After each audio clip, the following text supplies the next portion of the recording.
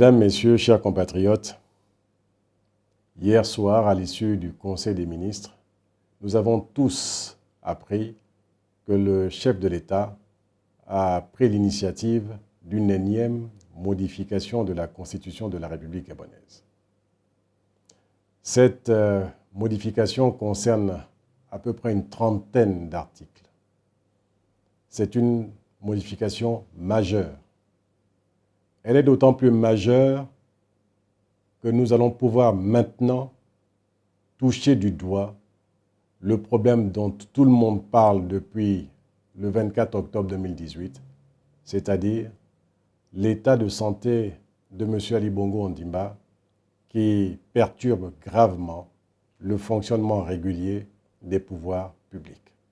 Enfin, nous allons pouvoir en parler. Enfin, nous allons pouvoir organiser cette vacance de pouvoir pour le bien de notre pays, pour le bien du Gabon.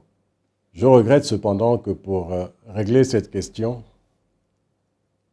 il soit fait référence à une vieille disposition de 1979 qui mettait en place un collège de 4 personnes à l'époque.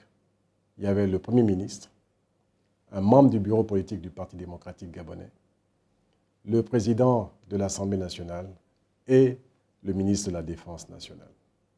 Aujourd'hui, il nous est proposé la mise en place de d'un triumvirat composé du président du Sénat, du président de l'Assemblée nationale et du ministre de la Défense. Quid du Premier ministre qui n'est pas compris dans cette équipe? Mes chers compatriotes, fallait-il qu'en 2020, nous fassions référence à cette vieille disposition de 1979? Fallait-il, pour régler cette question, que nous mettions en place une équipe pour gérer cette question de la vacance de pouvoir? Est-ce que cela ne dénote pas d'un manque de confiance dans le sein du pouvoir pour assurer l'intérim de la vacance du pouvoir? Mes chers compatriotes, c'est du Gabon dont on parle. C'est de nous, les Gabonaises et les Gabonais. C'est de notre pays.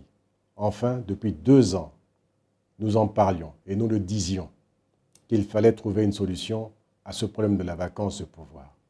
Parce que le fonctionnement des pouvoirs publics commençait à poser un grave problème. Aujourd'hui, nous y sommes. Mais nous voulons le faire pour le bien du Gabon. Nous voulons le faire pour le bien des Gabonaises et des Gabonais. Et c'est la raison pour laquelle je vous demande d'être vigilants. D'être vigilants pour ne pas tomber dans des extrêmes qui pourraient être dommageables à notre pays. Et cette interpellation, je le fais pour nous, les Gabonaises et les Gabonais, mais je le fais surtout pour ceux qui ont en charge la gestion de la République gabonaise. Je vous remercie.